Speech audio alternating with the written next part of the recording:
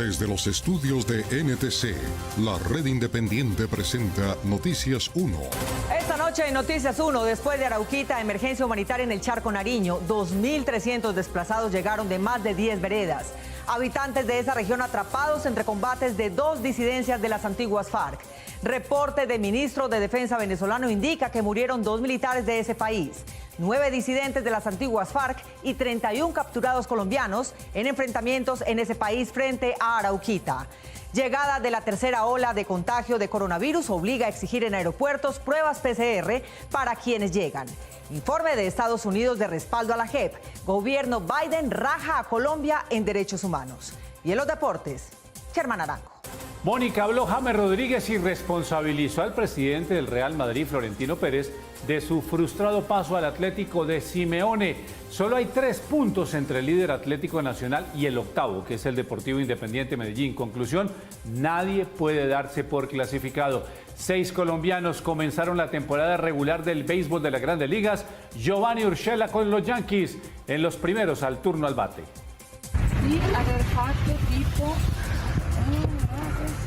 Aquí está, esta es la imagen del día. El goleador del Atalanta de Bérgamo, Duván Zapata, que quiso jugarle una broma a su pareja al sorprenderla en un semáforo de esa ciudad, limpiando el parabrisas del carro en el que ella iba.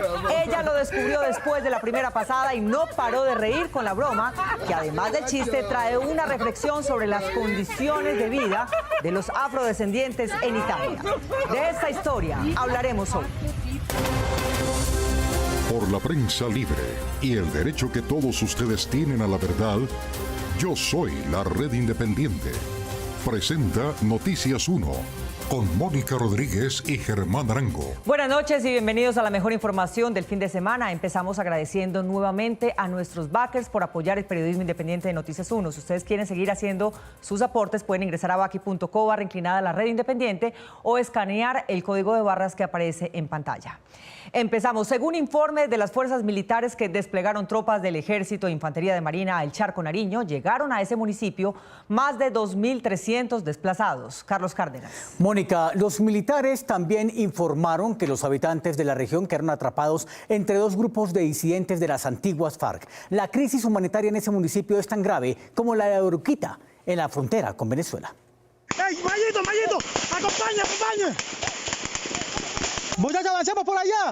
Según se ha informado oficialmente, 2 grupos disidentes de las antiguas FARC se enfrentan por el control de las rutas de narcotráfico en zonas adyacentes al Charco Nariño, un municipio construido en la desembocadura del río Tapaje en el Océano Pacífico, una de las regiones más pobres y abandonadas del Estado colombiano.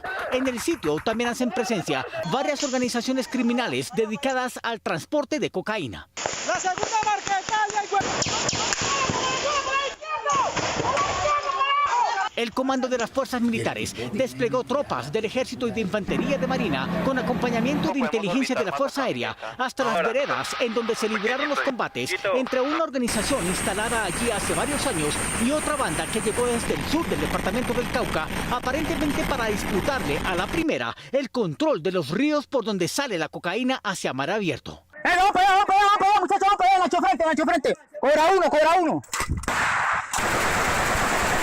Se presentó una confrontación entre estructuras del bloque occidental Alfonso Cano y del autodenominado Franco Benavides. Y los unos pues tratando de sacar a los otros de esos mismos espacios para poder, como en este caso, controlar los corredores de movilidad, el río Tapaje, que es el que constituye, que hace esta conexión desde el interior de la región del Triángulo del Telembí hacia la costa del Pacífico nariñense. De acuerdo con habitantes del lugar, hay por lo menos 80 muertos de lado y lado de los grupos enfrentados.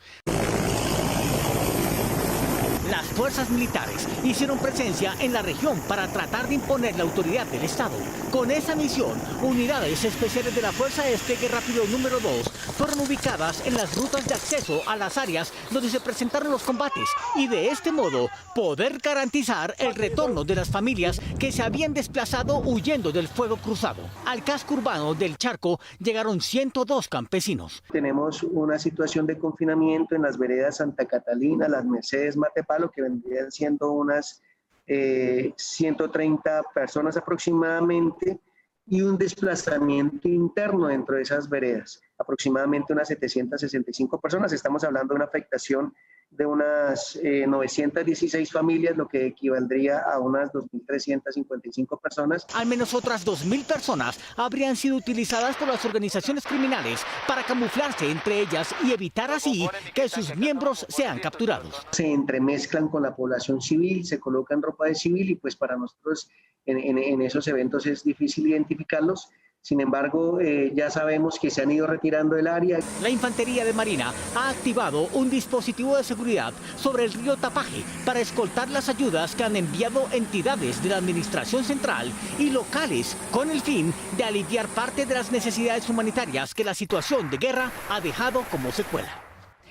Junto con el Cauca, el departamento de Nariño es el territorio colombiano que más sufre las guerras del narcotráfico. El Charco es un punto más de ese conflicto. Enrique Tapias. Mónica, según los analistas, en la región pacífica de Nariño confluyen 3 males del narcotráfico: los cultivos, los laboratorios y la salida al mar de los alijos. Víctor Candelo, alcalde del Charco, población de la costa pacífica nariñense que está soportando un repentino incremento de visitantes desplazados de los sectores de Matapalo, Santa Catalina, Cuil y Las Mercedes y de por lo menos 84 veredas más que se asientan en las riberas del río Tapaje, confirmó que los combates llevan 12 días y que se enfrentan 2 organizaciones por el control de rutas para el transporte de narcotráfico. Y hay otras veredas que están en riesgo, que están alrededor de esas veredas, como San José, Pabé, Tupí, El Carmelo. En la medida que esto vaya, digamos, el conflicto entre estos grupos vaya presentándose con el enfrentamiento, pues seguramente la comunidad que están alrededor de ese sector saldrá corriendo. El Pacífico nariñense es una de las regiones más complejas del país porque allí se encuentran simultáneamente los 3 primeros eslabones de la cadena narcotraficante. Primero, los cultivos ilícitos. Segundo, los laboratorios de procesamiento. Y tercero, la salida del mar abierto por donde sacan la cocaína ya procesada hacia diferentes puertos internacionales. Los grupos criminales se lucran de todas las fases del negocio ilícito. Ellos cobran impuestos de seguridad sobre los cultivos, impuestos de seguridad y gramaje sobre los laboratorios y un impuesto también de salida sobre la droga que va ya para puerto. Se habla de otras familias que han salido por amenaza, que ya se activó la ruta para sacarlas del municipio. Algunas ya pudieron salir, las demás están allí. Según el analista Rosanía, mientras más se concentra la cadena del narcotráfico en el departamento de Nariño, más se multiplican las organizaciones armadas en la zona para intentar aprovechar parte de las rentas del negocio ilícito por la facilidad de salida de grandes alijos a través del río Tapaje, que confluye en el Océano Pacífico y que no cuenta con presencia permanente de las fuerzas del Estado. Disidencias de las FARC que cada vez van mutando y se van transformando en grupos más pequeños. Segundo, disidencias de lo que era el Clan del Golfo, que ya también se está partiendo, y hay nuevos grupos pequeños que se entran a disputar los territorios. Tercero, se sabe que el año pasado llegó hasta una comisión del Frente Libardo Moratoro, los Pelusos, en una intención de llegar también a controlar un espacio de poder ahí. El experto aseguró que en los departamentos del sur colombiano, Cauca y Nariño, se concentra el 70% del mercado de cocaína que se produce en el país. Hay grupos que ni se han sostenido en el tiempo más de 4 o 5 meses, porque se alían con un nuevo grupo, montan un nuevo nombre y así van mutando muy rápido. Agregó que actualmente es imposible determinar la ubicación y el número exacto de grupos armados ilegales en Nariño por la movilidad, cantidad y creación de bandas criminales que aparecen en una de las regiones más subdesarrolladas de Colombia. El ministro de Defensa de Venezuela, Vladimir Padrino, informó hoy que en los combates de sus fuerzas con las disidencias de las antiguas FARC murieron 2 de sus hombres y 9 guerrilleros, y que además Venezuela tiene a 31 colombianos capturados. Sabemos defender lo nuestro. El ministro de Defensa venezolano Vladimir Padrino aseguró hoy que 2 suboficiales de las Fuerzas Armadas Bolivarianas murieron al pisar una mina sembrada por un grupo de las disidencias de las antiguas FARC que combaten hace más de una semana con los militares de ese país en zona rural de La Victoria, estado Apure. Fallecieron en combate el sargento primero Andriel Isturiz, Brigada de Comandos de Mar, y el sargento segundo Jesús Alexander Vázquez, Batallón de Infantería Reforzado. Según el comunicado del ministro Padrino, las operaciones en territorio venezolano han dejado un saldo de 9 disidentes colombianos abatidos y 31 capturados. También dijo que las fuerzas bolivarianas desmantelaron 8 campamentos y un laboratorio para procesar cocaína. Venezuela está bajo acecho Por su parte, el almirante Remigio Ceballos, comandante de operaciones de la Fuerza Armada Bolivariana, dio a conocer estas fotografías de supuestos decomisos a las disidencias en medio de los combates. Según su informe, sus tropas encontraron 2 fusiles, municiones, 2 computadores, celulares, radios y este afiche con la imagen de Jesús Santrich, de quien se ha dicho que se encuentra en Venezuela y que es protegido por Maduro. Gente que creyó en nosotros. Pero de otro lado, los habitantes de la región señalaron que unos vehículos blindados de las Fuerzas Armadas del vecino país cayeron en campos minados y que al menos 9 militares han resultado heridos en los combates. Del lado colombiano, la Armada asignó a 90 infantes de Marina para asegurar la frontera. Evidentemente vamos a tener una mayor presencia, vamos a tener un mayor desarrollo de operaciones fluviales y así garantizamos la soberanía del territorio colombiano. Estamos realizando un trabajo conjunto con el Ejército Nacional y coordinado con la Policía Nacional para garantizar al pueblo araucano la tranquilidad en su navegación. Aunque medios venezolanos han informado que los desplazados que pasaron al lado colombiano están empezando a regresar a su país, en Arauquita y Saravena, las autoridades locales siguen atendiendo en 19 albergues a 4.750 refugiados. 2 periodistas colombianos y 2 investigadores de derechos humanos de Venezuela fueron retenidos, interrogados y despojados de sus equipos por militares de ese país cuando trabajaban en el Amparo Estado de Apure y liberados sin explicación 24 horas después.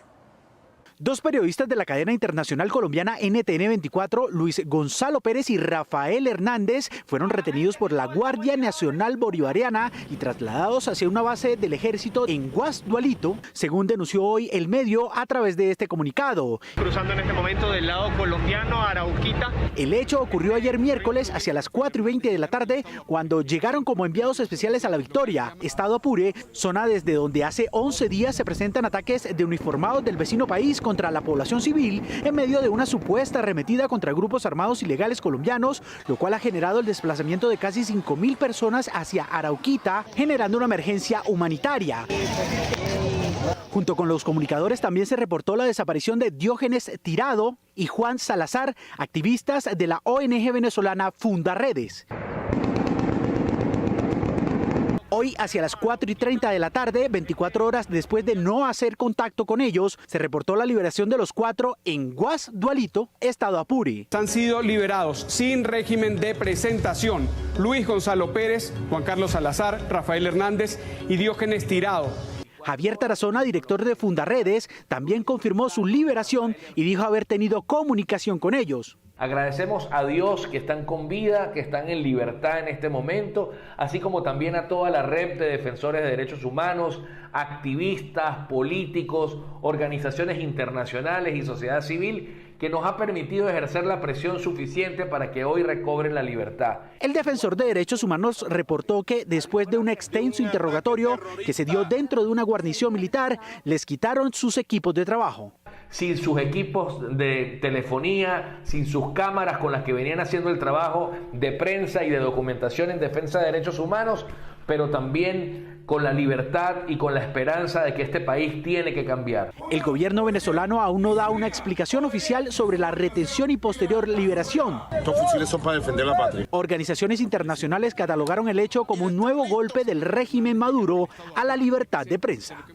La lideresa y autoridad tradicional de la comunidad wayú de Arronchi, Aura Esther García, fue asesinada por sicarios que la atacaron con tiros de pistola al llegar a la cabecera de Uribia y huyeron. Juan Fernando Barona. Mónica, según el Instituto Indepaz, este es el líder número 41 que asesinan este año en Colombia y según la comunidad afectada, de lo que se trata es de una operación de exterminio de los indígenas para apropiarse de la riqueza de su territorio.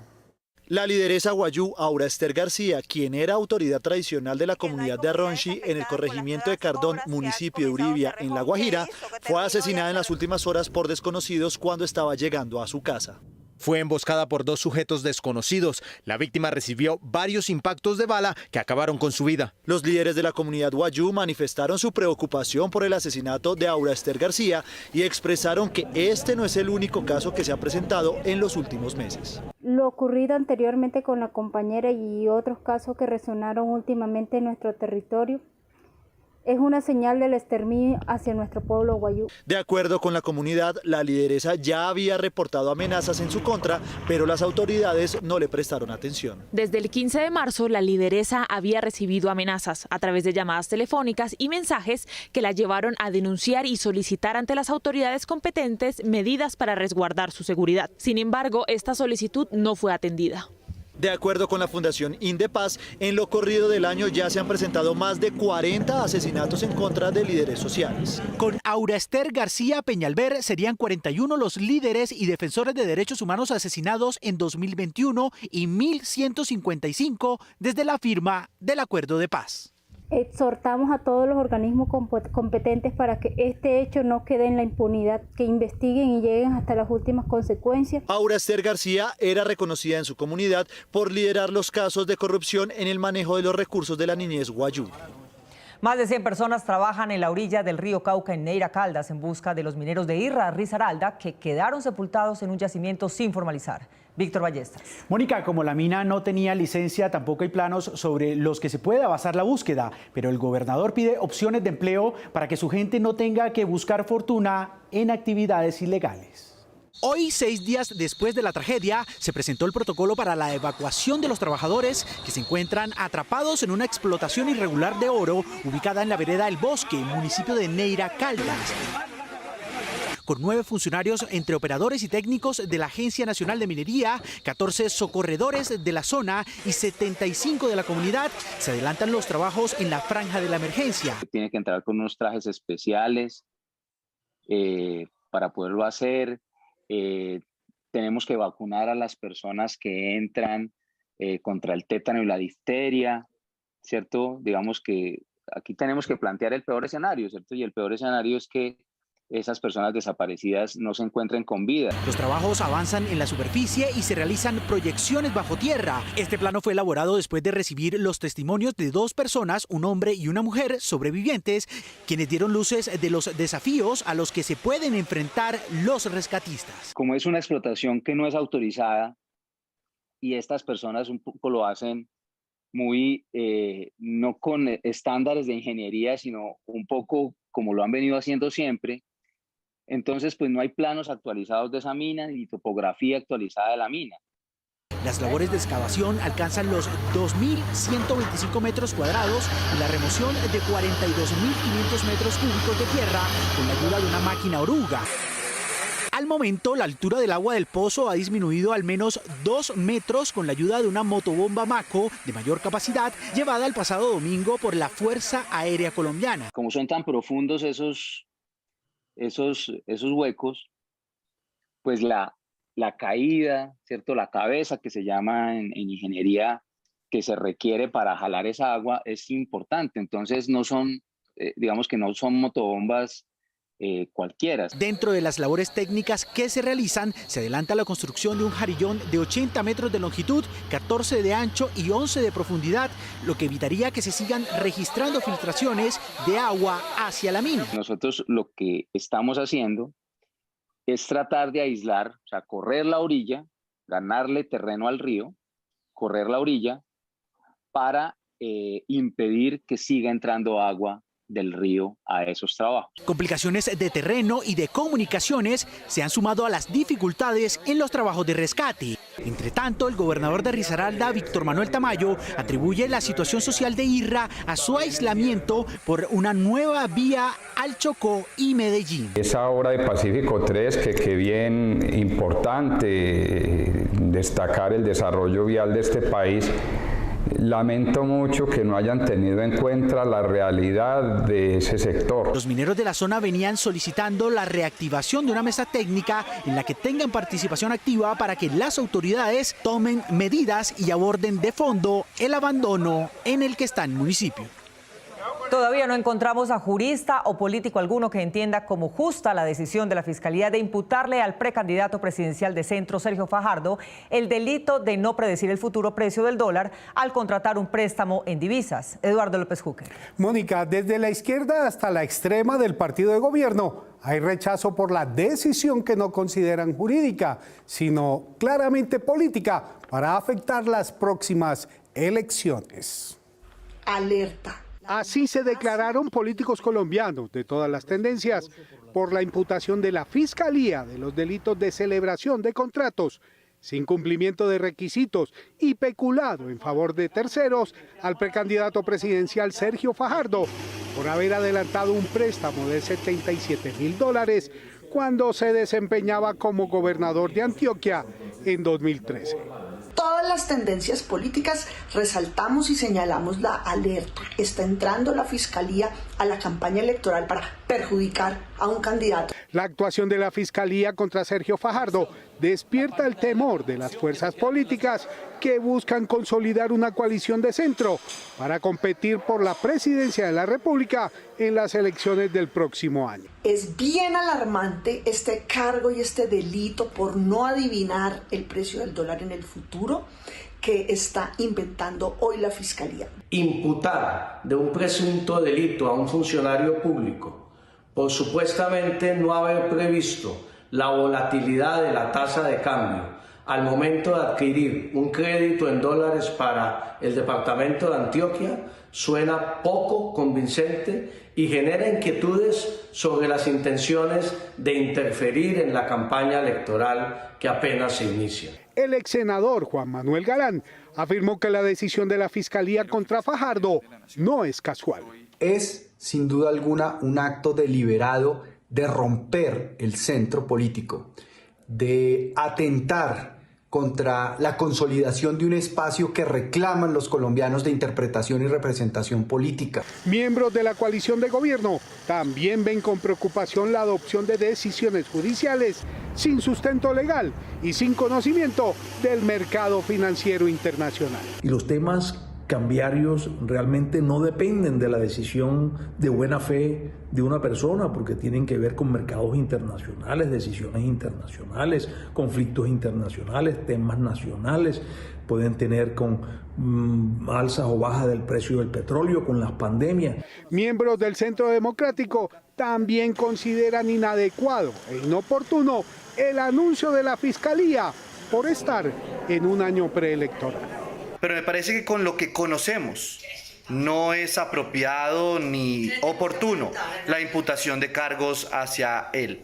Segundo, en medio de una etapa preelectoral no es sano para la democracia decisiones como esta. Son muchos los factores y por eso es difícil pensar que alguien ha tomado en ese sentido decisiones de mala fe. Todos los consultados por Noticias 1 además expresaron su preocupación por la intromisión de las herramientas judiciales de la Fiscalía en la política electoral. Mientras el mundo político colombiano se solidariza con Sergio Fajardo por la extraña imputación de la Fiscalía de 2 delitos contra él, la colectividad Coalición Esperanza, a la que pertenece el exgobernador, avanza en condiciones para integrar listas parlamentarias y en la forma como escogerán a su candidato presidencial.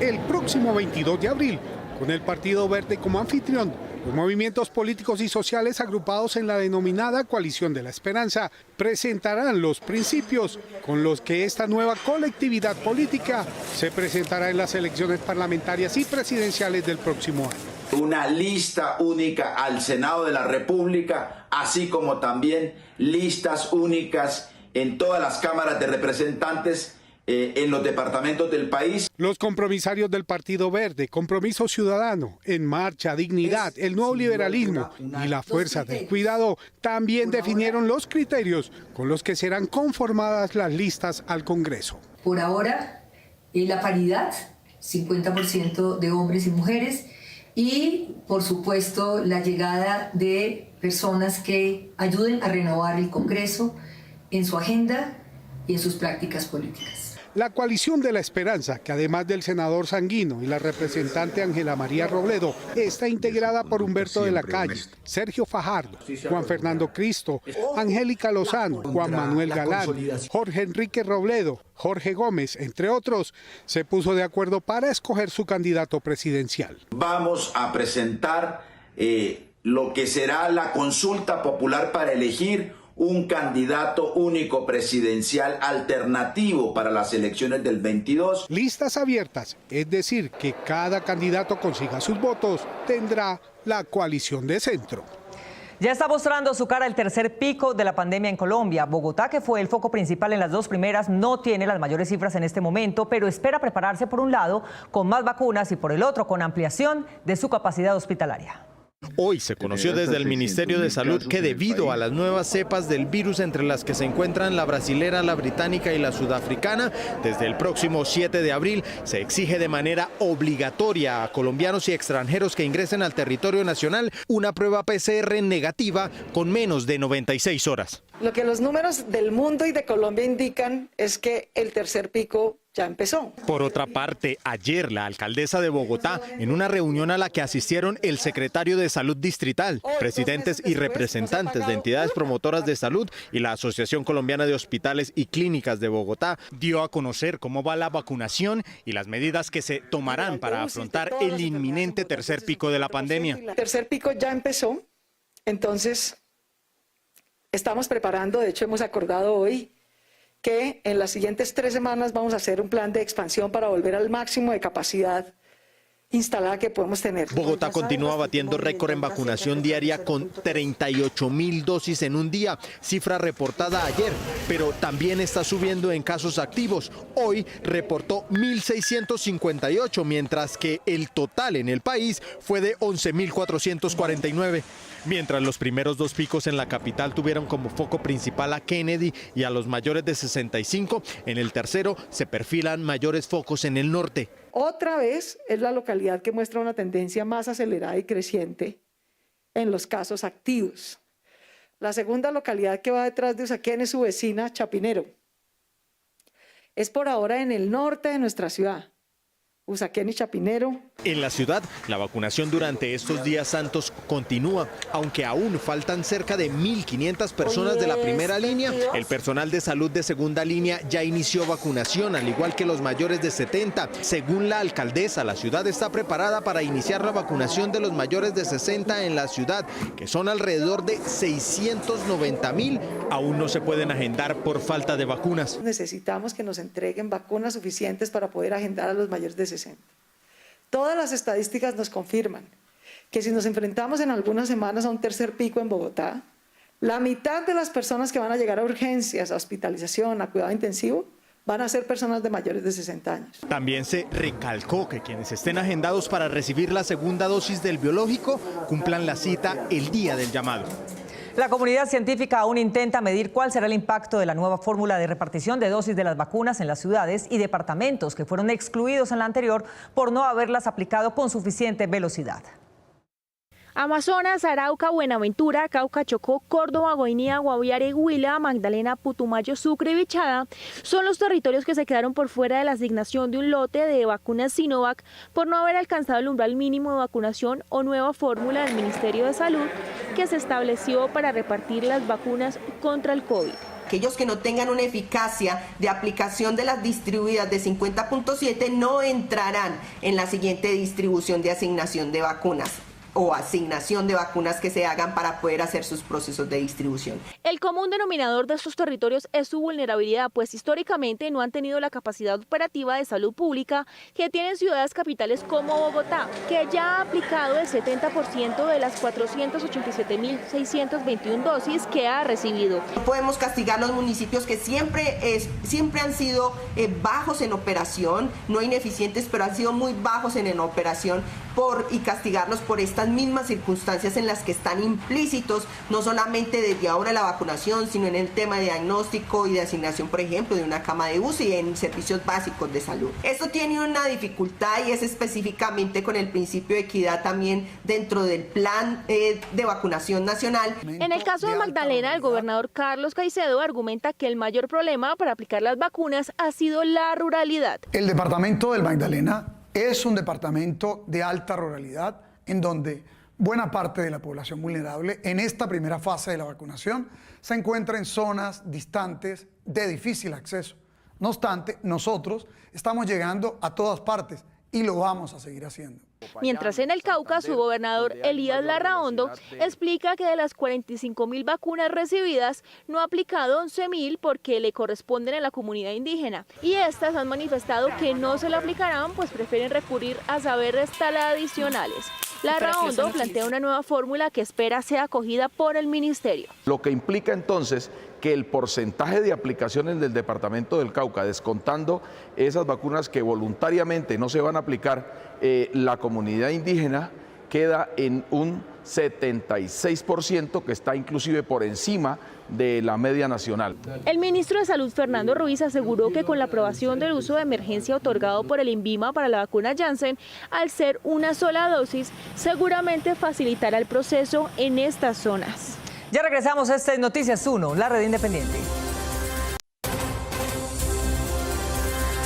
2021, Noticias 1, mejor noticiero nacional. 12º galardón a los mejores, por 12º año. Gracias por elegir la independencia. Menos tráfico y más precaución. Mónica, 2 sentencias de altas cortes prohíben el fracking. Desde el Fondo de Recursos de la Pandemia FOME. Su sentencia la próxima semana. Que convirtió en imposible su vida en ese país. Germán, las 2 victorias de Galán en sencillo sobre Leonardo Mayer y Juan Ignacio. Se quedó con la camiseta del mejor. Deportación de Mancuso se confirma. Capturados no aceptaron ser los... Saber el ritmo al que crecen las cifras de los que están por encima de nosotros. Este es Noticias 1, la red independiente.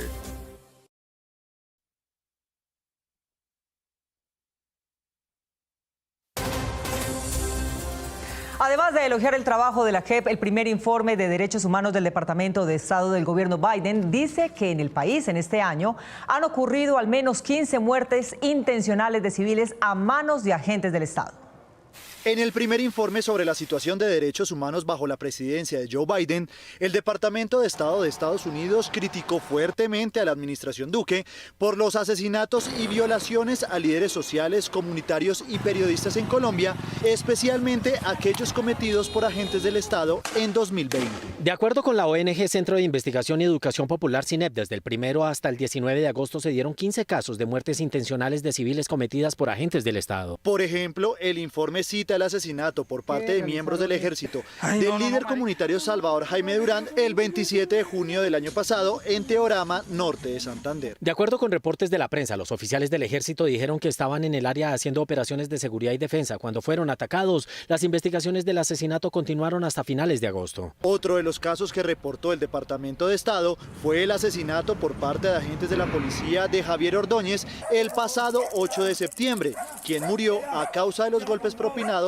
por los policías. Un video del incidente muestra a oficiales de la policía usando descargas de taser y golpeando a Ordóñez para capturarlo. Ordóñez murió después en el hospital y su autopsia reveló que los golpes fueron la causa de su muerte. Estados Unidos cuestionó la lentitud de las investigaciones por parte de la Fiscalía en los casos en donde se han visto involucrados agentes estatales. Desde enero 1 hasta agosto, la Fiscalía registró 25 nuevos casos de presuntos homicidios agravados por agentes del Estado por muertes ocurridas entre 2008 y agosto de 2020. Durante el mismo periodo, las autoridades acusaron formalmente a 6 miembros de las fuerzas de seguridad por homicidio agravado u homicidio a civiles, y los 6 delitos ocurrieron en años anteriores. El gobierno Biden respaldó a la JEP, especialmente por sus esfuerzos en esclarecer los casos de falsos positivos, y recordó las 250 versiones libres que recibió la Jurisdicción Especial, que ayudaron a hallar fosas comunes en Antioquia. Dichos testimonios llevaron a los investigadores a descubrir una fosa común de presuntas víctimas de falsos positivos en el departamento de Antioquia. En su extenso informe sobre Colombia,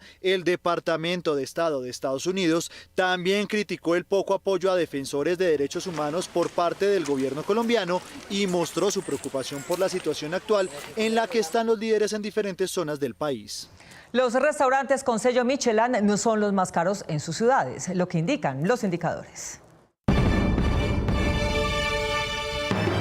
El portal de viajes Traveler publicó el listado de los restaurantes con estrella Michelin más baratos del mundo y su precio de una cena. En la Hostelería de la Montagne, en Église, Francia, la cena es de $24.52. En el Edward de Viena, Austria, cuesta 27,6 centavos. En el Borconilla White Kitchen de Budapest, Hungría, 28,12. En el Bistro Racine de Braine-le-Château de Bélgica, 30,85. Y en el Silabario de Vigo, España, 30,56. Esto indica que una cosa es comer bien y otra comer bien caro. Esto es lo que indican los indicadores. La reforma fiscal que le subirá los impuestos a la mayoría de los colombianos mantendrá las exenciones para lo que el presidente Duque definió como economía naranja y que los economistas aún no entienden qué es. Juliana Ramírez. Mónica, según cifras de DANE, en 2019 se crearon 7.400 empresas de este sector, pero solo 188 cumplían con los requisitos de postulación y de ellas solo 80 aceptaron las condiciones de las exenciones. Mientras el gobierno se prepara para presentar después de Semana Santa una reforma tributaria que aumentará impuestos en medio de una crisis económica sin precedentes, concede gabelas tributarias a las empresas de economía naranja, cuya ambigüedad de 103 actividades económicas que según el DANE la conforman, no permite determinar con exactitud qué empresas hacen parte de ella. Un medidor de éxito, no hay un plan de cómo se determina si las empresas que reciben estos beneficios han cumplido con lo que el país esperaba de ellos, pues al recortarles de manera sustancial su carga tributaria, no hay unas metas a cumplir, simplemente es un beneficio que se les otorga porque pues, se les designó como empresas de la economía naranja. Hasta ayer, las empresas que se consideraban pertenecían a la economía naranja se podían postular para obtener exención de renta por 7 años, medida que se reglamentó a través del decreto 1669 de 2019 y que va en contravía de lo propuesto por el mismo comité de expertos tributarios convocado por el gobierno y que recomendó eliminar la gran mayoría de beneficios tributarios que se ha dado a diferentes sectores. El país debe romper esta indeseable espiral de introducción continua de gastos tributarios mal analizados. Las exenciones deberían ser para usar muy esporádicamente, muy puntualmente en situaciones donde realmente por contingencias de diversa índole sea necesario evitar que algunos sectores de población, de actividad económica entren en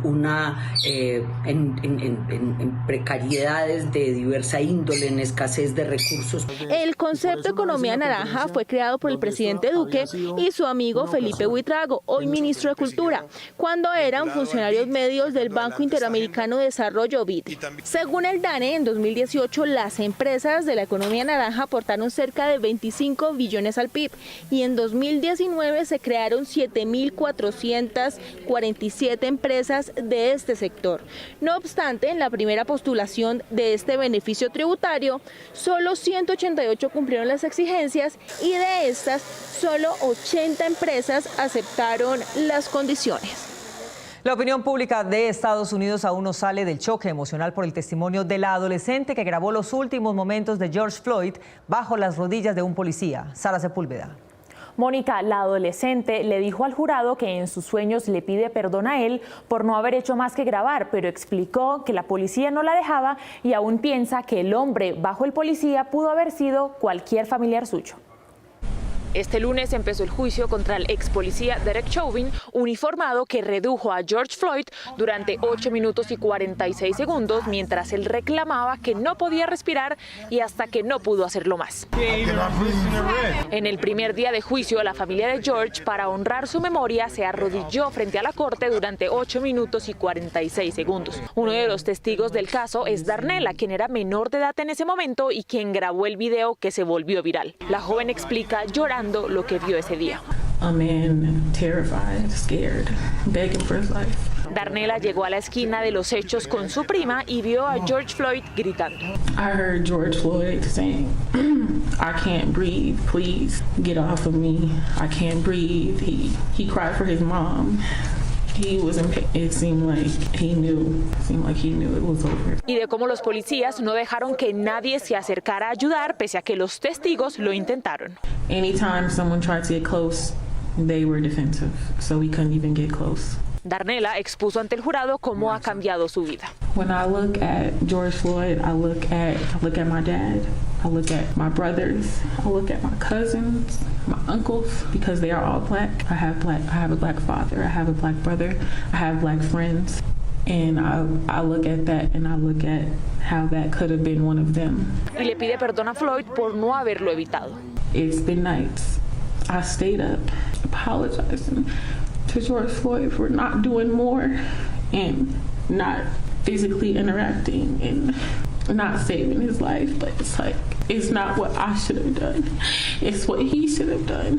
Durante el tercer día se mostró por completo el video de la cámara del uniforme del oficial que grabó ese día. Se ve cómo llega al lugar, se acerca a donde está Floyd y este desde el primer momento le pide que no le dispare. Y como pide que no se lo lleven porque tiene claustrofobia. Finalmente, al ser inmovilizado por los policías, llama a su mamá y a su hija. El jurado debe decidir si Derek Chauvin es condenado por asesinato no intencional en segundo grado o por asesinato en tercer grado. El tiempo en prisión sería entre 25 y 40 años. Las vueltas para comenzar a cobrar la pensión ya no son el primer plan de un pensionado. Todo es posible hacerlo desde la casa a través de una conexión virtual. La coyuntura generada por la pandemia evidenció que la virtualidad es fundamental, una realidad a la que el sector pensional no es ajeno y por ello ahora es muy fácil obtener su pensión sin tocar una oficina. Para realizar la solicitud debe tener 57 años si es mujer y 62 si es hombre.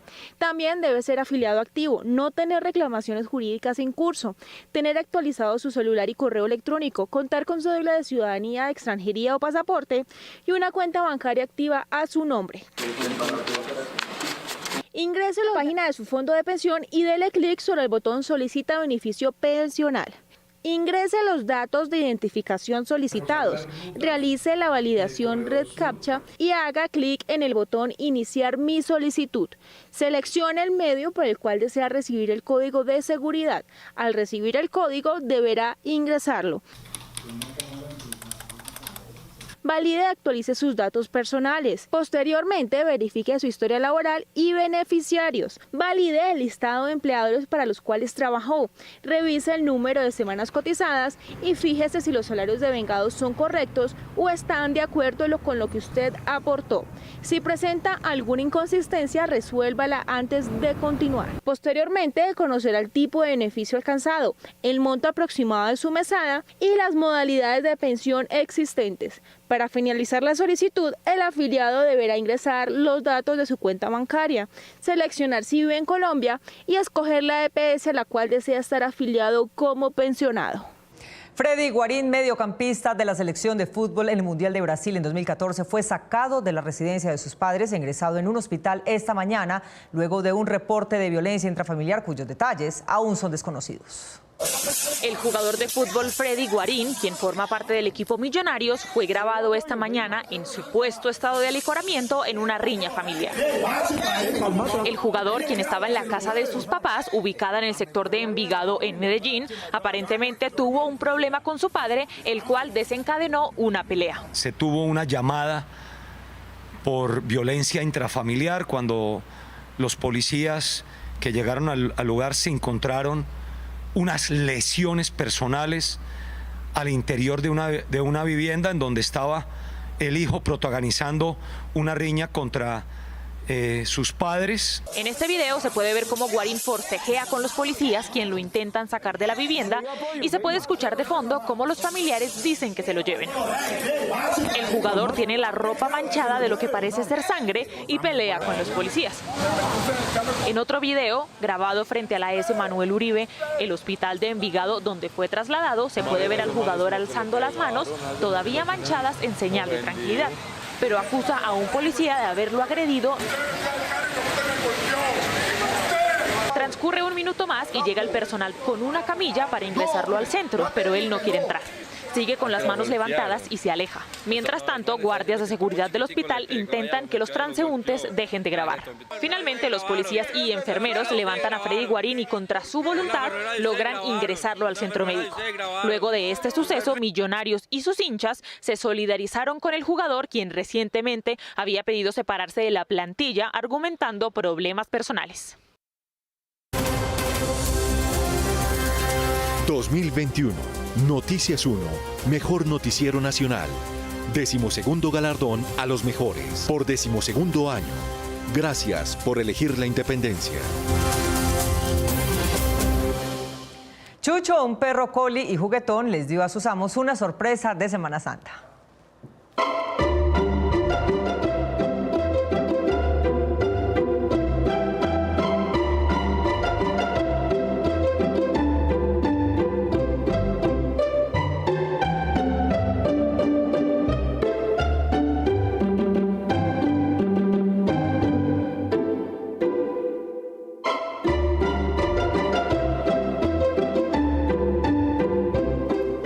Nos vemos en las redes sociales y mañana a las 8 de la noche aquí en Cable Noticias con las mejores noticias del fin de semana.